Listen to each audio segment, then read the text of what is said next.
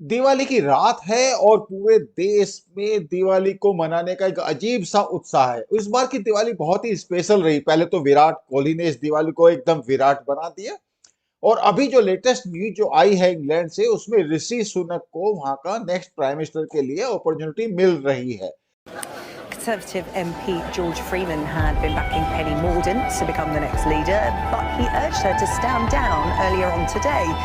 He said Boris Johnson's intervention in the leadership contest this weekend helped many MPs make up their minds. I think in a funny way, it helped everyone to realise that this is a new problem we face.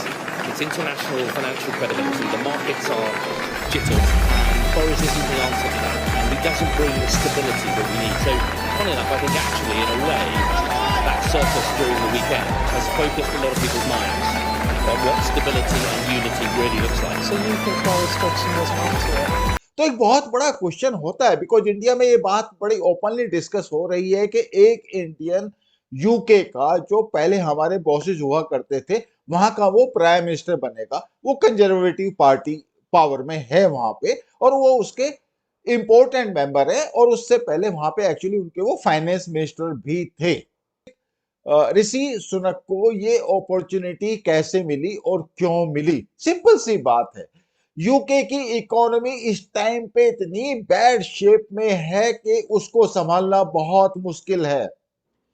Ordinary politician या bureaucrat इस economy को नहीं संभाल सकता। Inflation rate आप देख लीजिए, Brexit के बाद ट्रेड उनका कहां पे जा रहा है, रेट ऑफ इन्फ्लेशन कहां पे जा रहा है, और रशिया यूक्रेन की जो सिचुएशन है उसमें यूके को एक हार्ड लाइनर माना जा रहा है।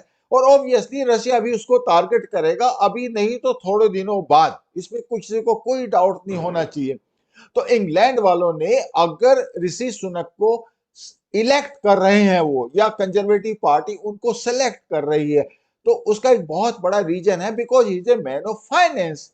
वो उनका चांसलर ऑफ ट्रेजरी रहा है, उसको फाइनेंस की एक एक चीज पता है, and obviously he is free to take the harsh decisions. There is nobody in the conservative party who can handle the economy of UK at this point of time. ये कोई किसी का फेवर नहीं कर रहा है और कोई ऑब्वियसली डिसफेवर भी नहीं कर रहा है। We have to accept that part.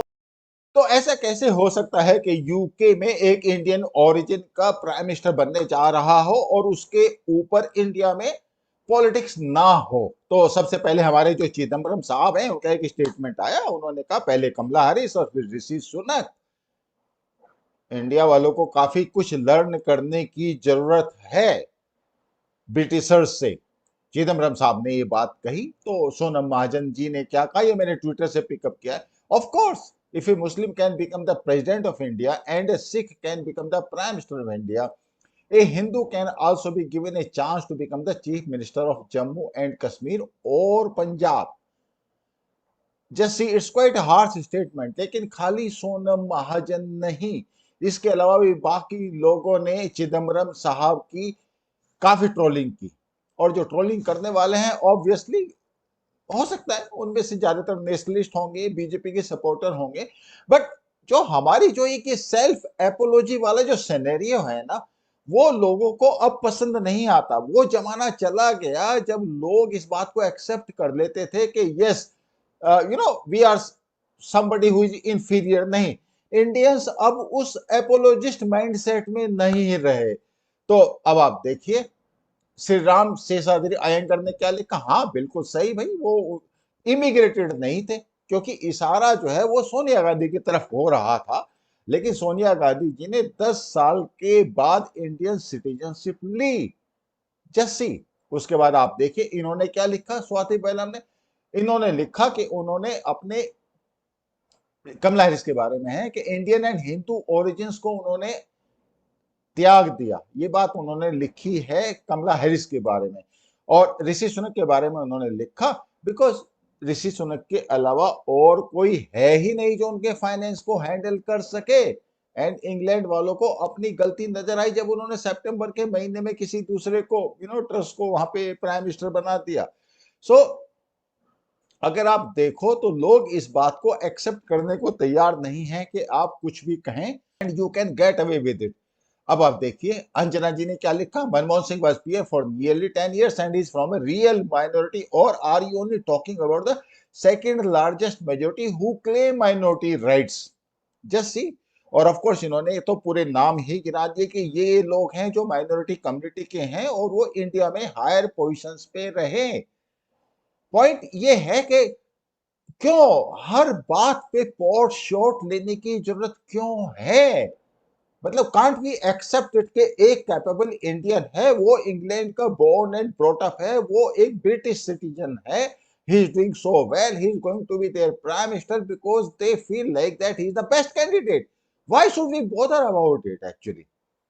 लेकिन चूंकि पॉट शॉट मारने हैं, मेजोरिटी, अब डेमोक्रेसी में मेजोरिटी का एक रोल है, तो मेजोरिटी क्यों ना अपनी पसंद के कैंडिडेट को, इंडिया के कॉन्टेक्स्ट में क्लियर है, उन्होंने मोदी जी को इलेक्ट किया हुआ है, इसमें क्या करे, कौन क्या कर सकता है? How can somebody help? It is as simple as that.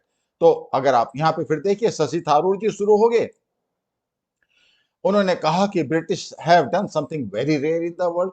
अब पता नहीं भैया कौन सी बात है ये, to place a member of visible minority in the most powerful office as we Indian celebrate the ascent of Rishi Sunak. Fact ये, स्मिता प्रकाश ने जो ANI की, उन्होंने क्या लिखा कि बाकी लोग तो चलो जो भी कह रहे हैं, थारूर जी आप भी भूल गए। How can you forget doctor Manmohan Singh और जेल सिंह और सो मेनी पीपुल एक्चुअली जो इंडिया में हाईएस्ट पोजीशन पे रहे। फैक्ट ये है कि कोई भी अब ये एक्सेप्ट करने को तैयार नहीं है कि आप कुछ भी कह दें और बाकी लोग उसको एक्सेप्ट कर लेंगे। No, people are not ready to do that. Fact ये है कि Indians all around the world are doing tremendously better than any other ethnic community. It is as simple as that. There should not be any doubt in our mind that we are capable. We have got the genetic resources. We are capable to work hard. Indians are treated with respect. वो दिन चले गए जब हम लोग किसी की भी सुपीरियरिटी को एक्सेप्ट कर लेते थे। Indians are CEOs. They are going to be prime minister now. And if tomorrow somebody may become prime minister of any other country, any other European, by virtue of his competence and capability, because हो क्या रहा है अभी, अगर आप Europe की तरफ देखें तो उनके चैलेंजेस बढ़ते जा रहे हैं, and they are not used to accept those challenges क्योंकि they are not used to that harsh or hard life. हम इंडियंस को आदत है चैलेंजेस को एक्सेप्ट करने की और उनको मीट आउट करने की हेड ऑन, और ये बात हमें अपने आप को भी सिखानी है और उन लोगों को सिखानी है जो इस चीज को एक्सेप्ट नहीं कर सकते। We are a proud religion, we are a proud nationality, we are a proud civilisation, और हम किसी से कम नहीं हैं। तो चिदम्बरम जी और शशि थारूर जी, अगर आपको किसी बात पे पोस्ट शॉट लेने हैं इंडिया के ऊपर तो कृपया अपने ऊपर लीजिए, हमारा उससे कोई कंसर्न नहीं है। We are proud Indians. Rishi Sunak doing good for himself. He is a British citizen. We know that he is of Indian origin and we congratulate him. लेकिन इस बात को आप ये कहें कि हम इंडिया में इसको एक्स्ट्रापोलेट, हम तो बहुत पहले से ही कहा, हमने तो किसी को नहीं कहा कि ब्रिटिश को आप कॉलोनी बना लीजिए, उन्होंने तो हमें कॉलोनाइज किया। Where was their humanity that time? Kindly don't spread the nonsense, Mr. Chidambaram and Mr. Shashi Tharoor. My message to you. Thank you so much. I hope my viewers, happy Diwali to you. You like this narration. We will see you in next video.